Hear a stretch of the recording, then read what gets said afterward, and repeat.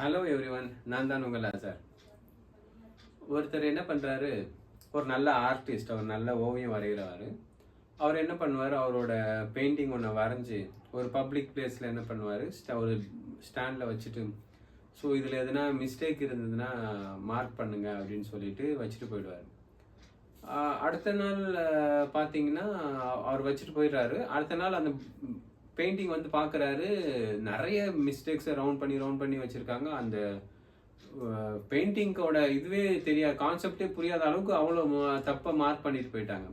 So அவர் அந்த painting எடுத்துகிட்டு டல்லாக வீட்டுக்கு போகிறாரு. அவங்க அம்மா பார்க்குறாங்க, என்னப்பா என்னாச்சு அப்படின்னு கேட்கும்போது அவர் சொல்கிறார், இந்த மாதிரி என் பெயிண்டிங் வச்சுருந்தேன், ஸோ இந்த மாதிரி இவ்வளோ மிஸ்டேக்ஸ் இருக்குதுன்னு என் பெயிண்டிங்கில் கண்டுபிடிச்சிருக்காங்க அப்படின்னு சொல்லிட்டு சொல்லுவார். ஸோ உடனே அவங்க அம்மா என்ன பண்ணுவாங்க, அதுக்கெல்லாம் மனம் தளரக்கூடாதுப்பா, இன்னொரு பெயிண்டிங் வரைஞ்சிட்டு அதில் என்ன பண்ணு, இந்த தடவை மிஸ்டேக்ஸை மார்க் பண்ண சொல்லாமல் அந்த மிஸ்டேக்ஸை கரெக்ட் பண்ண சொல்லு அப்படின்னு சொல்லிட்டு அந்த போர்டு வைக்க சொல்லுவார். ஸோ வைக்க சொல்லும் போது அவர் போர்டு எடுத்து போய் அதே மாதிரி இந்த இந்த பெயிண்டிங்கில் எதுனா மிஸ்டேக்ஸ் இருந்தால் அது கொஞ்சம் கரெக்ட் பண்ணி விடுங்க அப்படின்னு சொல்லும்போது அந்த பெயிண்டிங் அவர் எப்படி வச்சாரோ அதே மாதிரி தான் அடுத்த நாளும் இருக்கு. அதில் யாருமே எந்த ஒரு கரெக்ஷனும் பண்ணல, எந்த ஒரு மார்க்கும் பண்ணல.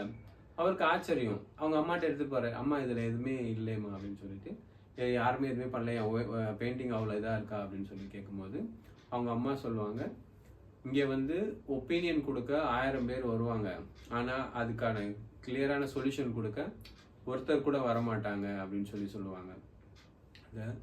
Opinion is the cheapest commodity in the world அப்படின்னு சொல்லுவாங்க.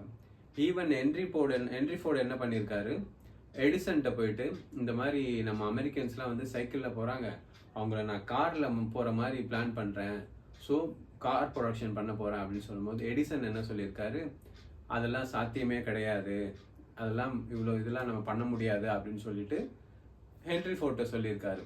ஆனால் இருந்தாலும் ஹென்ரி ஃபோர்டு எந்த அளவுக்கு அமெரிக்காவோட கல்ச்சரே மாற்றினாருன்றது எல்லாருக்கும் தெரியும். ஈவன் எடிசன் கூட அதை வந்து டிமோட்டிவேட் தான் பண்ணி. இந்த ஒப்பீனியன், அடுத்தவங்கள்ட்ட போய் நம்ம அட்வைஸ் கேட்குறோம்ல, இந்த அட்வைஸ் வந்து யார் வேணால் கொடுப்பாங்க, பட் அதுக்கான சொல்யூஷன் யாராலையும் கொடுக்க முடியாது.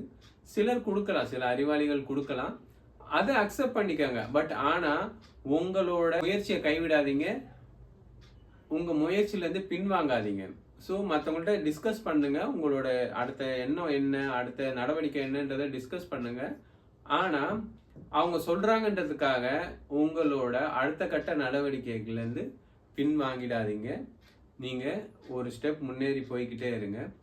மறக்காமல் என்னோட பேஜை சப்ஸ்கிரைப் பண்ணுங்கள், லைக் பண்ணுங்கள், உங்கள் ஃப்ரெண்ட்ஸுக்கு ஷேர் பண்ணுங்கள். ரொம்ப நன்றி.